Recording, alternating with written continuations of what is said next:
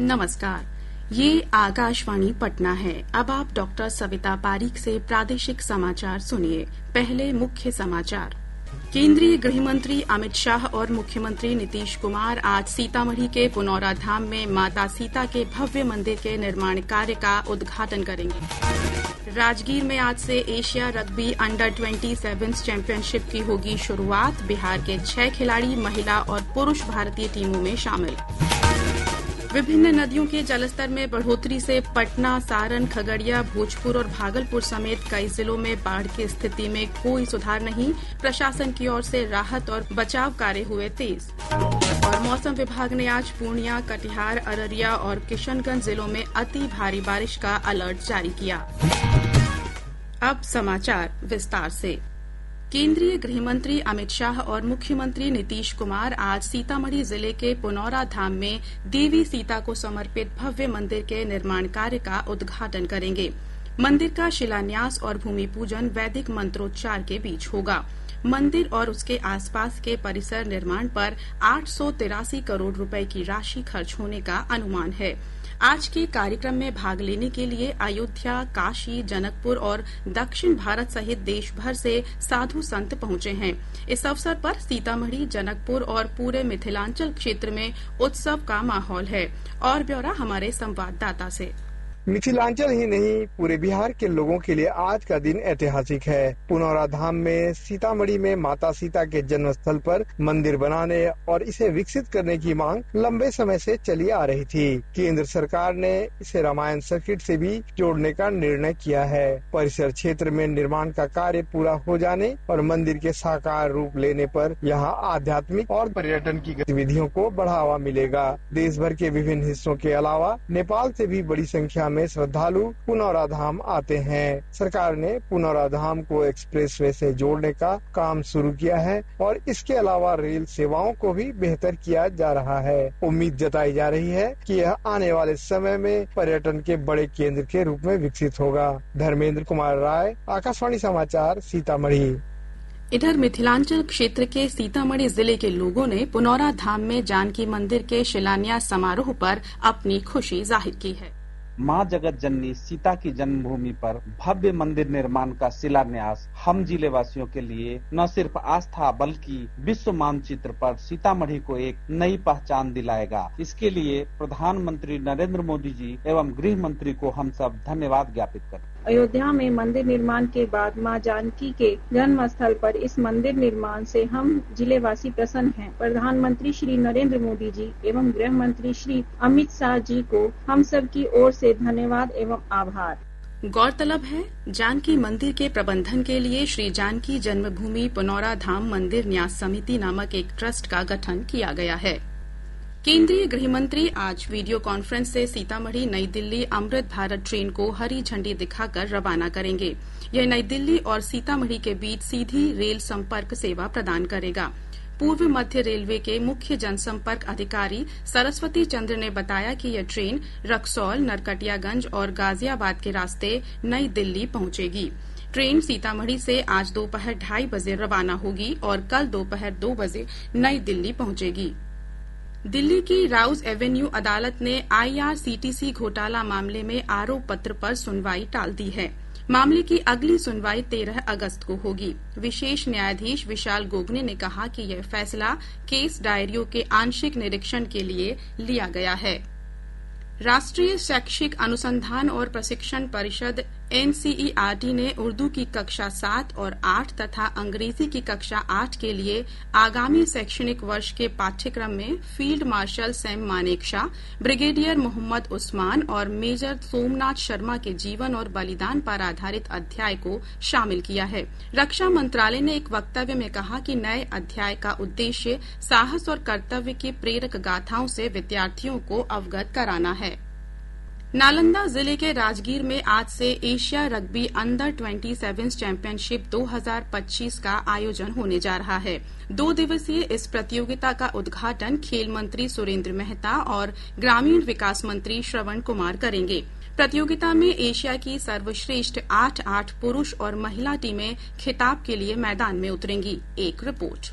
Asia rugby under 20 championship में चीन, Hong Kong, UAE, Uzbekistan, Nepal और श्रीलंका समेत 9 देशों के 192 खिलाड़ी भाग ले रहे हैं। 10 अगस्त तक चलने वाली इस चैंपियनशिप में कुल 40 मुकाबले खेले जाएंगे। खास बात यह है कि प्रतियोगिता में भारतीय महिला टीम में बिहार की 4 खिलाड़ियों को शामिल किया गया है। वहीं पुरुष टीम में गोल्डन कुमार और सागर प्रकाश को जगह मिली है। भारतीय रग्बी खेल संघ के अध्यक्ष राहुल बोस ने आकाशवाणी समाचार से बातचीत में कहा कि दोनों वर्गों में भारतीय टीम की तैयारी अच्छी है। गेम है सिर्फ 14 मिनट का, तो इन 14 मिनट में क्या हो सकता है, क्या नहीं हो सकता है, इतना फास्ट गेम है, सेट होने का बहुत बड़े चांसेस हैं। मेरे ख्याल से अगर हम लॉन्ग टर्म के बारे में बात करें तो हमारे नजर होंगे उन प्लेयर्स को जहां पे हम देख सकते हैं कि टेक्निकली एंड मेंटली स्ट्रॉन्गेस्ट कौन है, क्योंकि 5 साल बाद आपका अगर टेक्निक ठीक नहीं है तो दिखाई देगा, और 5 साल बाद अगर आपका मेंटल प्रिपरेशन ठीक नहीं है तो वो भी दिखाई देगा। तो रग्बी में ये दोनों चीजें बहुत जरूरी है। हार जीत के बारे में मैं कभी नहीं कहूंगा, लेकिन मैं यही कहूंगा कि जो प्रिपरेशन है इस बार बहुत उम्दा,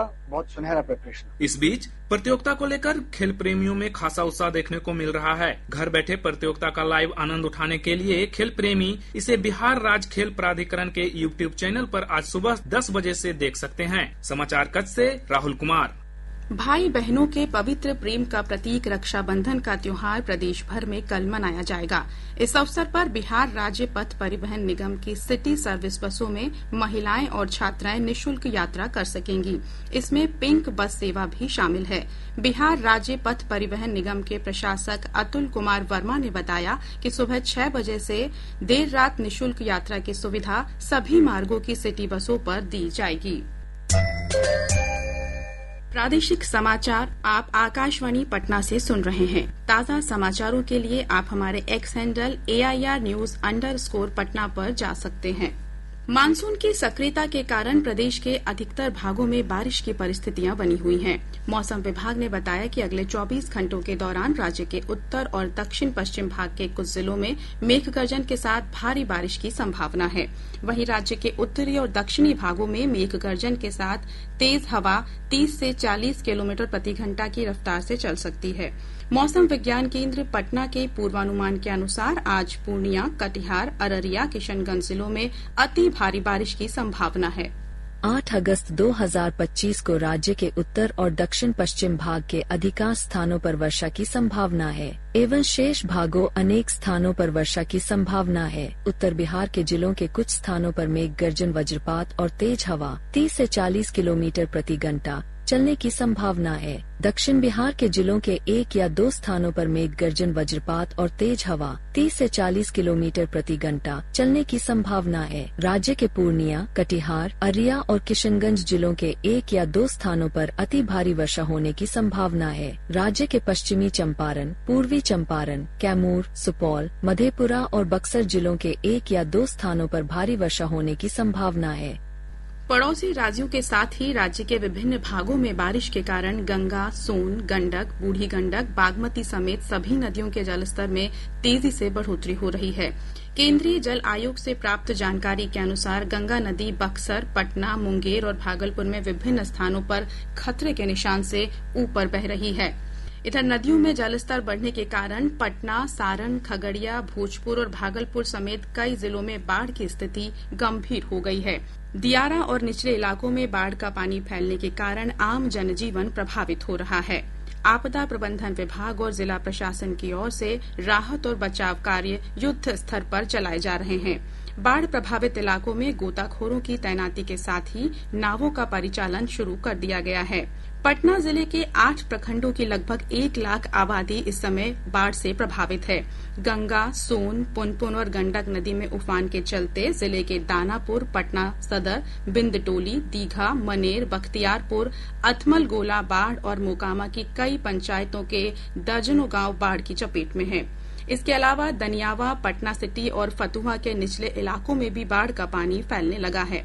जिलाधिकारी त्यागराजन SM ने बताया कि बाढ़ प्रभावित इलाकों में पीड़ितों के बीच राशन का वितरण किया जा रहा है। साथ ही प्रभावित क्षेत्रों में सामुदायिक रसोई केंद्र भी संचालित किए जा रहे हैं। खगड़िया से हमारे संवाददाता ने बताया है कि जिले के 4 प्रखंडों की कई पंचायतों में बाढ़ का पानी फैल गया है। सड़कों पर पानी फैलने के कारण आवागमन प्रभावित हुआ है।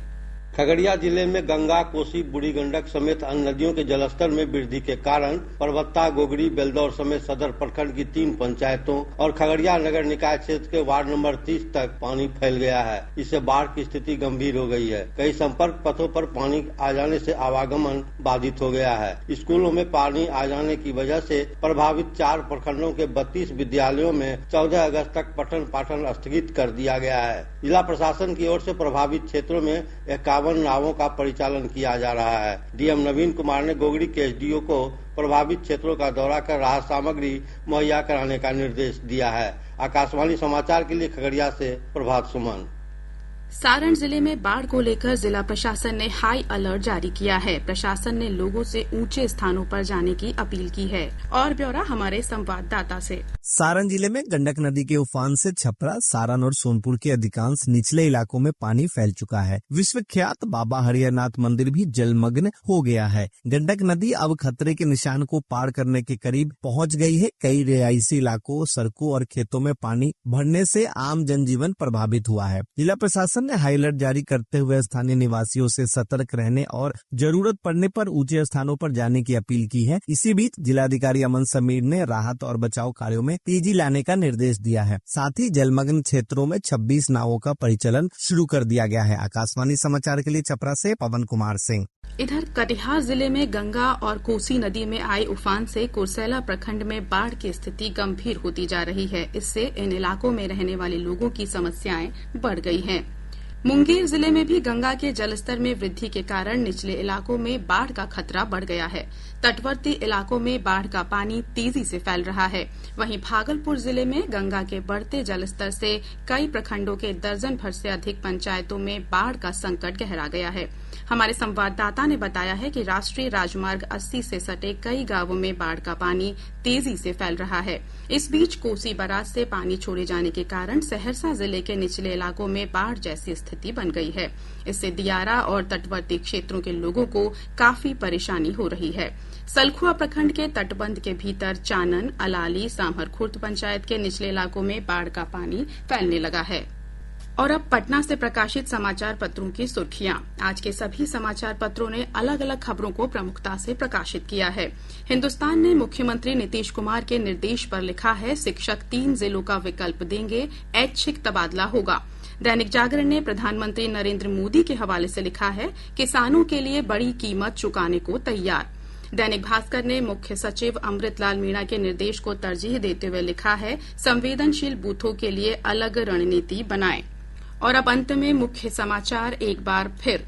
केंद्रीय गृह मंत्री अमित शाह और मुख्यमंत्री नीतीश कुमार आज सीतामढ़ी के पुनौरा धाम में माता सीता के भव्य मंदिर के निर्माण कार्य का उद्घाटन करेंगे। राजगीर में आज से एशिया रग्बी अंडर 27 चैंपियनशिप की होगी शुरुआत। बिहार के 6 खिलाड़ी महिला और पुरुष भारतीय टीमों में शामिल। विभिन्न नदियों के जलस्तर में बढ़ोतरी से पटना, सारण, खगड़िया, भोजपुर और भागलपुर समेत कई जिलों में बाढ़ की स्थिति में कोई सुधार नहीं। प्रशासन की ओर से राहत और बचाव कार्य हुए तेज।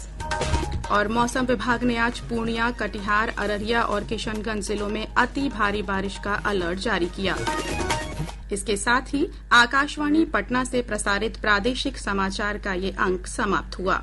आकाशवाणी पटना से अगला समाचार बुलेटिन दोपहर 2 बजे प्रसारित किया जाएगा। नमस्कार।